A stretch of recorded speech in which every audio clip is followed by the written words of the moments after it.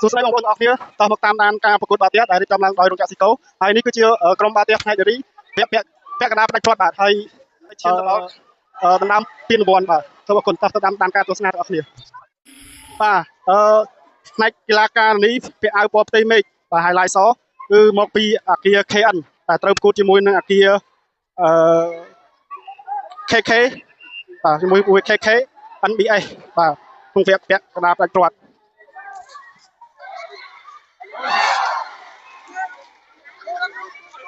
បងប្អូនអាគារ KK NBS បាននាំមកមួយសិតហើយបងប្អូនមួយគង់ហើយ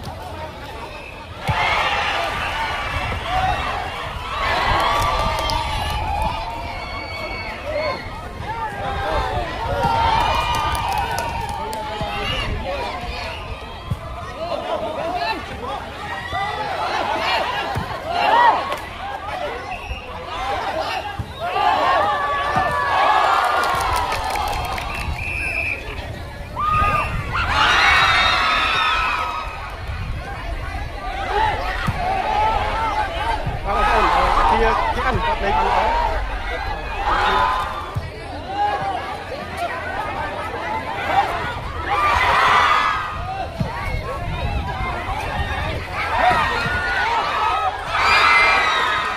អាគារ KN អាគារ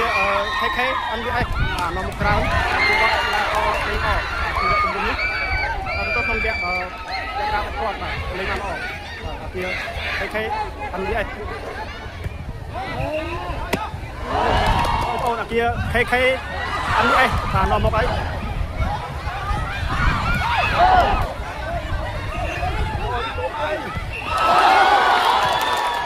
ាទអាគារ KK NBS បាទនាំមកផ្នែកនារីក្នុងវគ្គពាក់កណ្ដាលផ្ដាច់ព្រាត់បាទនាំមកអី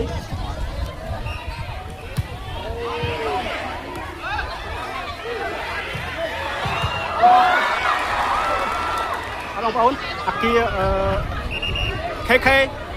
NBS បាទនាំមកច្រើនបាទអញឈ្នះក្នុងពាក់កណ្ដាលផ្ដាច់ព្រាត់នេះ